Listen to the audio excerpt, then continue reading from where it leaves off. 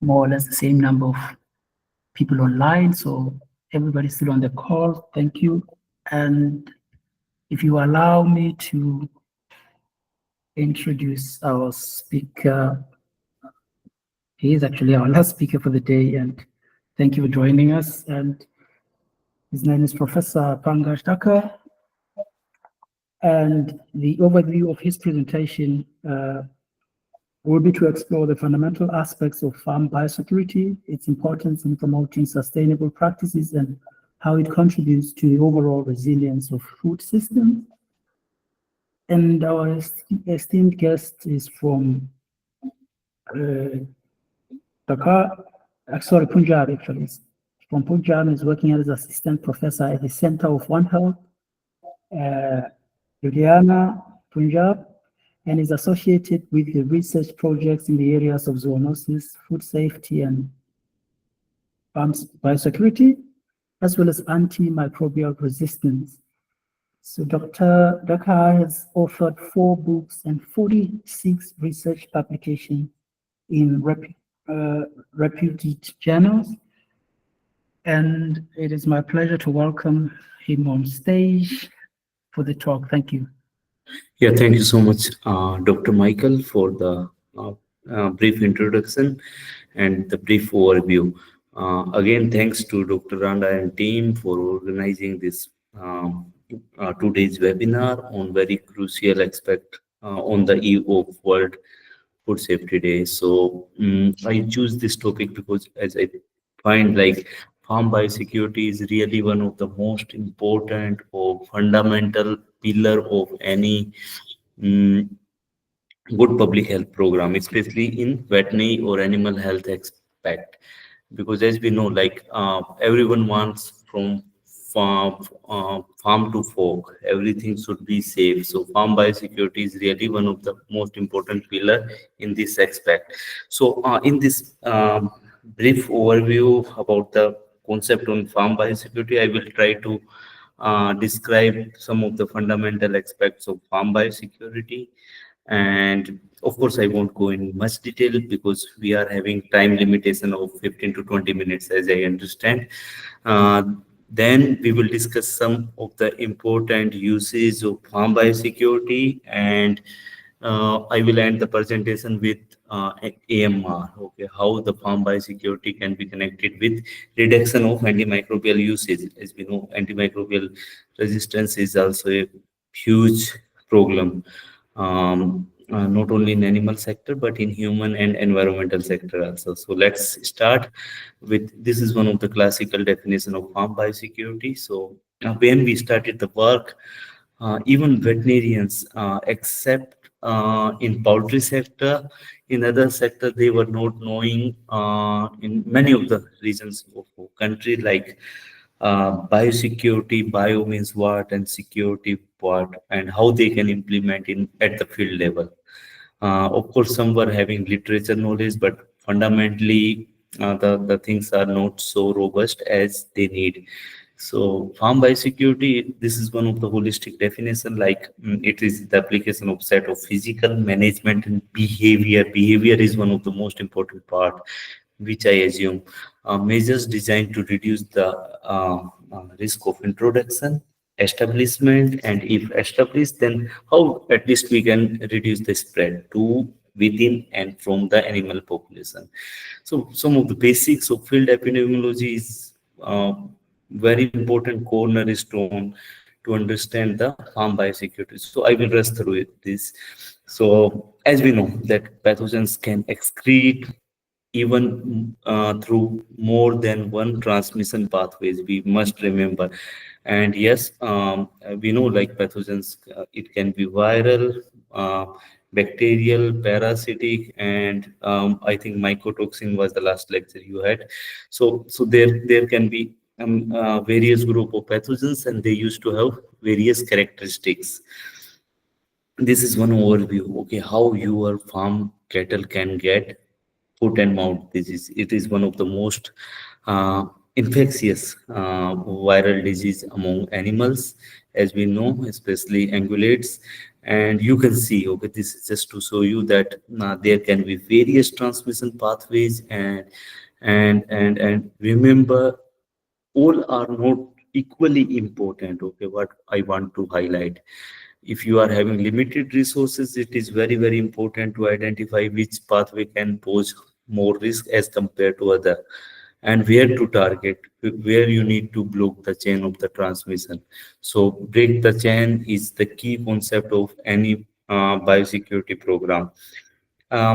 You must know, okay, for example, if you are targeting any pathogen, how dangerous the pathogen can be. In this infographic, you can see one cattle is affecting two, one infected cattle is affecting three, and one infected cattle is affecting all five. So it depicts various level of infectiousness. In epidemiological term, we use the term basic reproduction number. So it's very very important to know the basic reproduction number of any pathogen, okay, what you are targeting.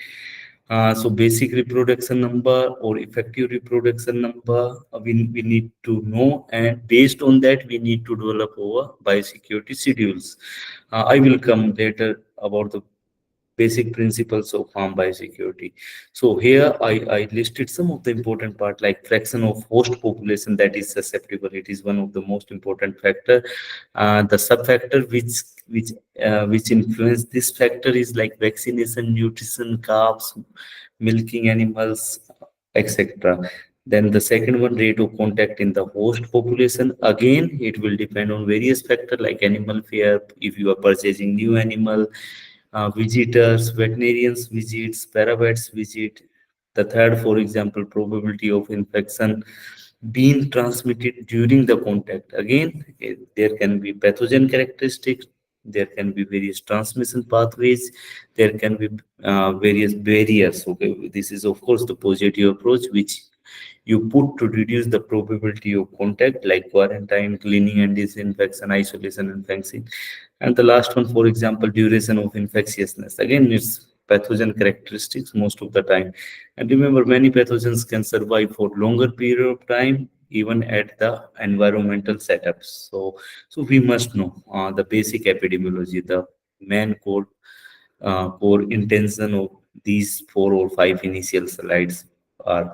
So why biosecurity is important? As you will appreciate, in most of the developing countries settings, now when we detect the disease, it's generally too late. Okay, because one very important thing is, most of the time we don't have good diagnostics or rapid diagnostics, and we must agree, at many times we are generally not proactive but reactive approach. Once outbreak is there, after that we used to find it out. So during this window period, if the pathogen is highly infectious like FMD, it can cause huge loss to the farms and economy, local economy as well as national. And even during that period of time, the pathogen can spread, okay, not only the infected farm but nearby and other regions also. Again, the preventive measures also support economies. That's very basic principles. Okay, in reactive measures, generally investment we can say, usually, of course, we used to usually have low investment. That's why we are reactive. But after the outbreak, direct and indirect costs can be huge. But if you are proactive, of course, the initial setups can be costly, like you are taking care of all fundamentals of biosecurity. But yes, after the outbreak, it is generally very easy to contain. And even if you are having good robust surveillance system, there are no scope of outbreak or very less scope of outbreak. So sometimes outbreak can be very costly. The classical example is 2001 FMD outbreak of UK.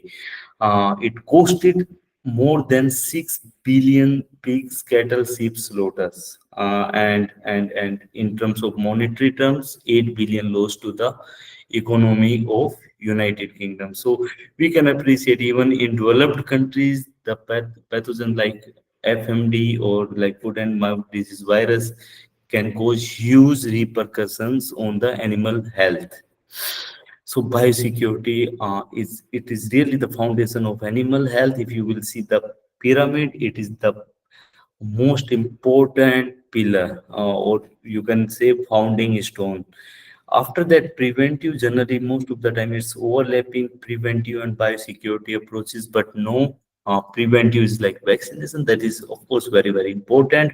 But biosecurity is more uh, founding part. We will see some of the important parameter. And the last one should be treatment. And of course, if your foundation is very strong, that is farm biosecurity, you need very less to go at the top, that is treatment aspect. So biosecurity should be basis of whole disease program. Why we need farm biosecurity? Of course, good animal or good farm will increase or improve the farm productivity, and your farm will be stable. If there will be less disease or mortality or morbidity, it will improve the quality and safety of the farm products. And it, of course, many of the diseases can be zoonotic in nature, like most important, if you will ask me, in India, among dairy farms, we are having brucellosis, even tuberculosis, Coxiella burnetii. Okay, these are really very, very severe zoonotic infections. And to improve the animal welfare, of course, if animal are healthy, means you are taking care of their welfare also. And this last why I highlighted, because I will share 2 or 3 slides about this. It will reduce the antimicrobial usage and hence the resistance, and that's very, very important.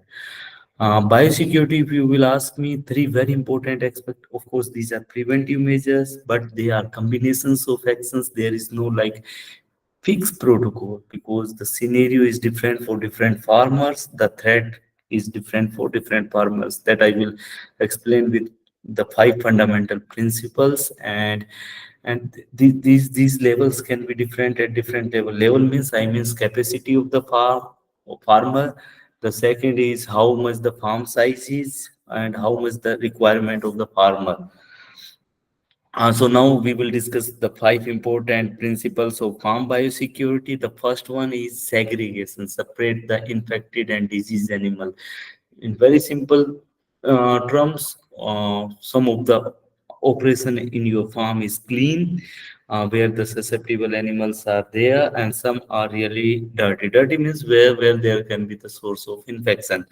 So infection risk is always depend on susceptibility of animals, transmissibility of the pathogen, contact time, and consequences. Okay, these 4 are very, very important parameters. So generally segregation reduce the likelihood of risky contact. So some of the examples like quarantine, asking visitors to park their bike outside the farm, not sharing the equipment. So I won't go in detail about these factors. The second principle is not every measure is equally important, so we can prioritize, and it is very, very important principle, because always in all aspect the farmers used to have limited resources, where the farmer can put efforts. Okay, so always try to prioritize it. If you will say the farmer everything is important, they won't take, generally they won't take you seriously. Okay, but if you will provide valid details about the biology of the parameter, means what can be the biological consequences or economy of that parameter, means if the farmer will implement this intervention, how it can affect the productivity of farms in long term. So in that aspect he will take you seriously. So always remember, okay, the risk can be of various. For example, high risk you can see in this slide of live animal. If live animal contact is there, that risk is really very, very high. Of course, some of the pathogens can be aerosolic in nature. You can see I put low risk in person's breath, because you can't say, okay, stop your breath or stop the breath of the visitors. Okay, it would be funny, but of course they can pose the risk, but risk is not as much as the direct contact with live animal, infected live animal, I mean. So it's very, very important to prioritize the risk. Biosecurity is all about the reducing risk. Always remember, you can't make a farm with zero risks. Okay, but yes, our aim should be to reduce the risk. Some of the important measures what we can apply, like identify area where the disease transmission is most likely to occur. For example, if some of the areas in your farm might have high traffic zone, means high movement of the visitors, or animals like milk parlors, okay, or if there is any common water source or feeding source, okay, and like as you can assess the vulnerability of feed and water source through the contamination. Okay, so these are some of the points where we can pose the checkpoints in the farms. Third principle, very, very important, reduction of infection pressure. Okay, and most important is hair cleaning and disinfection. Unfortunately, this is one of the most neglected part, especially disinfection, because we carried out some of our studies and we find that disinfection generally they don't.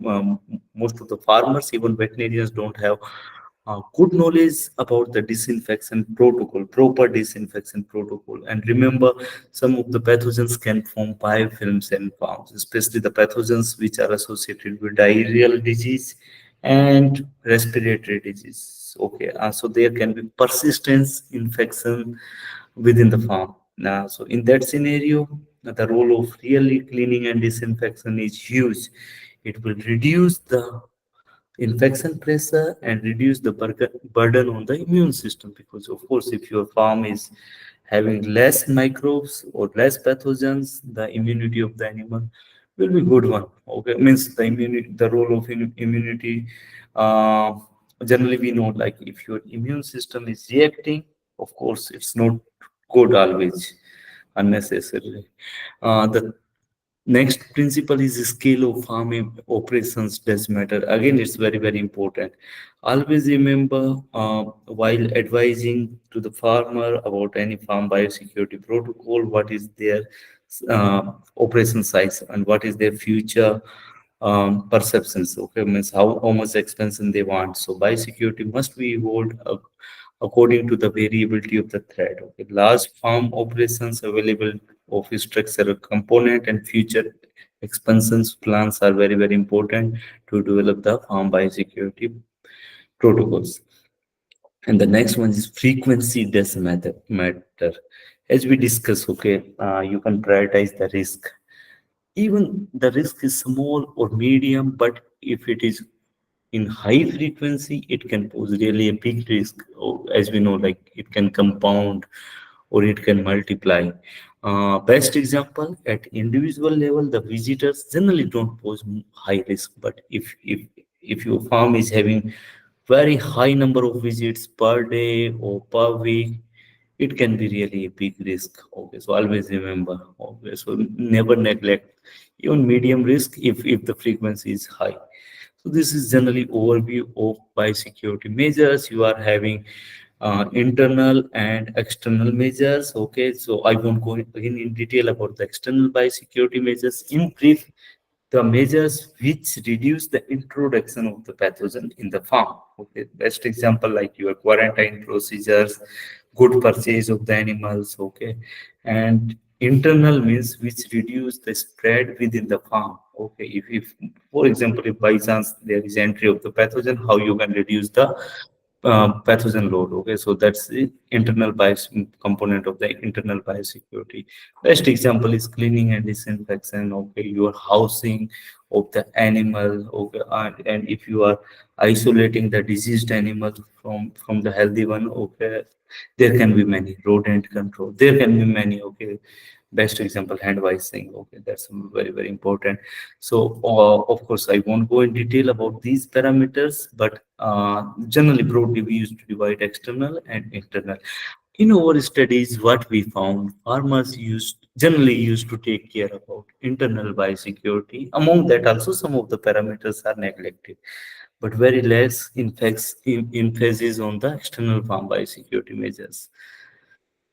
So the thumb rule is there must be multiple layer of protections to improve the success. That is our classical Swiss cheese model. Okay, during COVID-19. Okay, what they found.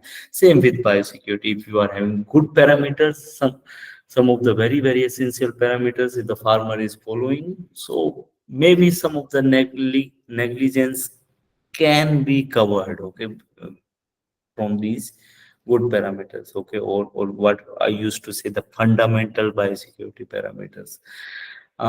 Again, psychological and behavior aspects is very, very important, especially generally it's difficult for the veterinarians to convince the farmer, okay, for new interventions.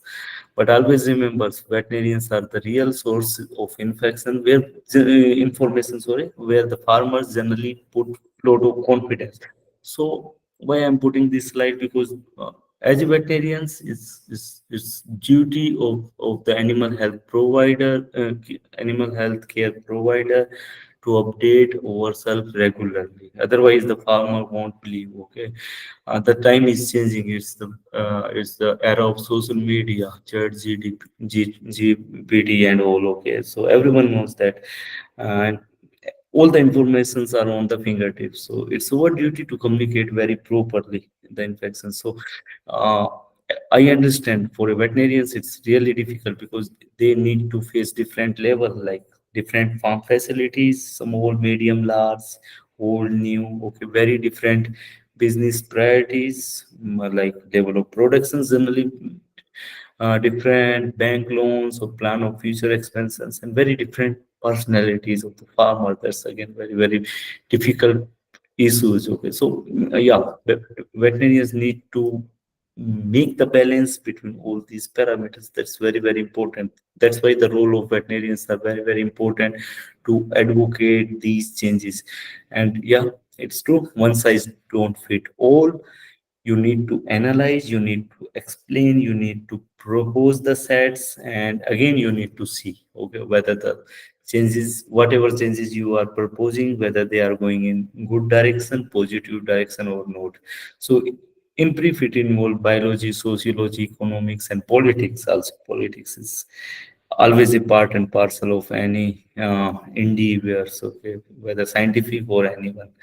So if you are proposing, always remember, you must propose in very clear terms how much investment, any intervention needed, whatever the facilities they need. You must regular analyze it, and you must take care of if any change is there in routine of the farm, and whether that particular intervention is going towards the positive outcome or not. So that's very, very important. And last line you can see, remember, don't ask for impossible things, otherwise they won't believe you. Don't tell them all of a sudden that you put these 30 parameters. That's really not feasible. Okay, might be in their situation. So just 5 more minutes I will take. Sorry, it's little bit lengthy. I think I crossed the time, but I will take just, I will try to finish in 5 more minutes.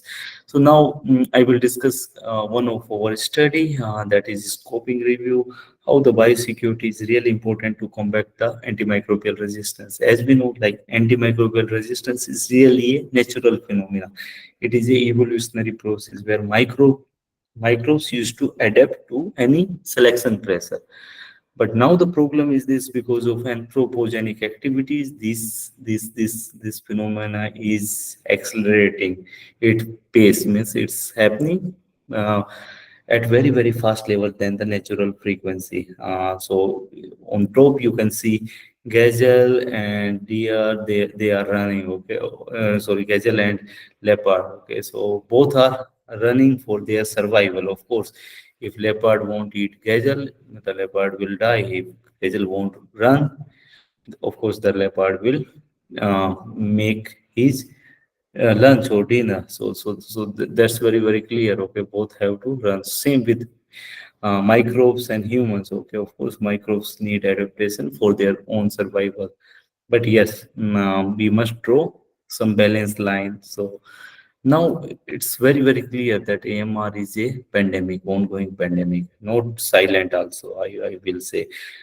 This is one of the very fantastic paper by Murray et al., where they quantify the consequences. Okay, so it has been estimated around 4.9 million deaths associated. Among 4.9 million, 1.27 million is attributable for bacterial AMR. And the projections are also very scary. By 2030, 24 million can pushed into extreme poverty. And by 2050, 10 million people could lose their life. Okay, it's really quite a scary scenario. and it can cause around 1 trillion USD additional health cost and 7.5% decline in the livestock. In livestock sector, of course, most of the countries don't have the proper data, but yes, we can assume this is data from US. Around 80% of the used antibiotics are in livestock. And even in developing countries, our GDP is increasing, demand of animal protein is increasing. There is lot of intensive livestock production, so the usage is increasing. So it's our duty that these uses should be judicious. So most of the time we don't have proper surveillance mechanism. Are missing with data and transmission links, especially AMR. So it's really one health issues, okay, because as rightly said, resistance anywhere is resistance everywhere. So we must be careful. So this is one of our paper. You can go in detail. It's under open access. So we targeted our research question that can improve farm biosecurity, reduce the need for antimicrobials in animal foods. So we carried out literature review. In the end, we included 27 studies. So you can see most of the studies were from European countries, one from Bangladesh, Indonesia, and Japan. So these were the studies. Most of the, of course, as most of the most of the published studies on biosecurity and its effect on antimicrobial usage were from European countries. So the major species were piggeries and poultry, and 11% were bovine, 3.57% were turkey, and most of the studies were cross-sectional. Cross-sectional means just they took at a they collected the data at a particular point of time, and generally cross-sectional studies don't have robust evidence as compared to other like longitudinal and case control. So this is important hypothesis what we developed from these findings. So again, I won't go in detail, but you can read it. You can appreciate there are many factors which can affect the farm biosecurity as well as antimicrobial uses. You can see farmers' education, large herd size, intensive farming, farmers' economic status. Of course, these factors can affect either in positive way as well as negative way. Okay, stewardship, vaccination, unauthorized practitioners, push from pharma sectors, high infection rate, veterinarians' attitude, availability of diagnostic and alternative to antibiotics.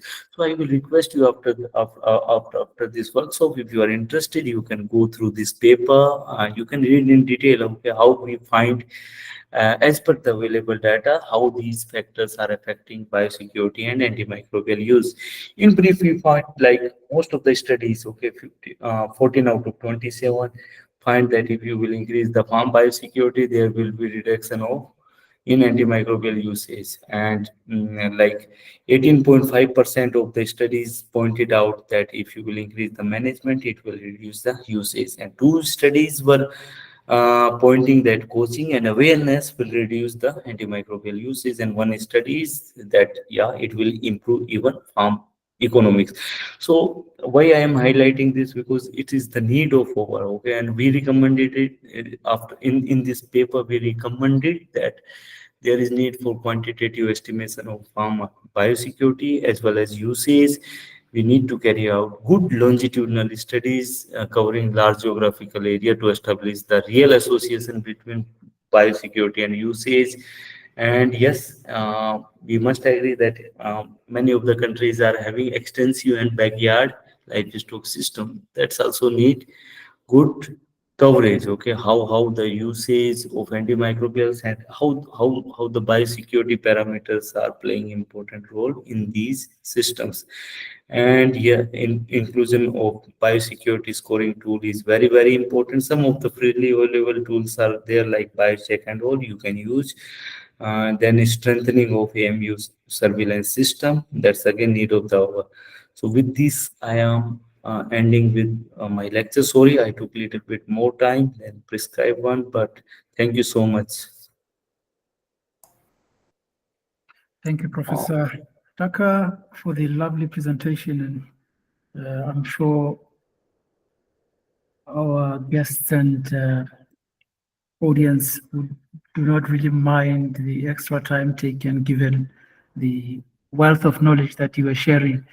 And I still invite uh, participants to ask questions. And if I may ask, the first one, if you were to look, because I appreciate the fact that you were highlighting a lot of One Health aspects of biosecurity, for instance, the psychosocial uh, behavioral problem that is associated with the implementation of biosecurity, because it's something that requires somebody or the employees to do the right thing all the time, even though even when no one is watching. So it's an integrity or an ethics issue. So how do we move from the militant implementation of biosecurity to the stakeholder encompassing one where everybody appreciates the value of it? Thank Yeah, thank you. Thank you, Michael, for your kind words. And it's really very, very good questions. And this is really one of the most difficult part, that is implementation. Of course, knowledge is somewhat different, and implementation is somewhat different, because for implementation we must know the real field level scenario. You are right that behavior change is not so easy in every aspect, because of course, for example, a farmer is there, he is rearing the livestock for from generation to generation. So the farmer used to have their own set of ideas. So how to convince them, that's very, very important.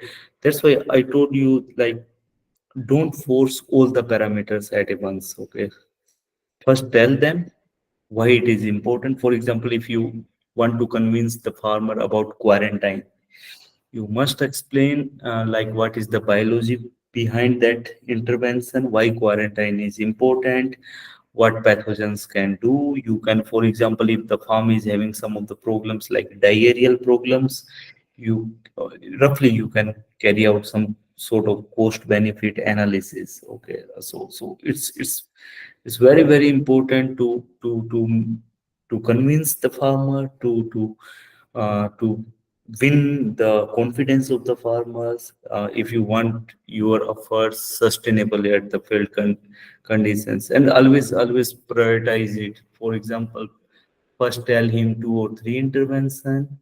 Of course, all these interventions are fantastic. In short term or long term, the farmer will be in win-win situation. So once the farmer will notice that the given intervention is really important, then the farmer will believe the veterinarian. Okay, and in the field, as I know, like, farmer really believe good veterinarians. Okay, so it's very, very important. So thank you so much for the question. Aminu, do we have questions in the chat? No, we don't have any. So maybe if anyone wants to unmute and ask directly.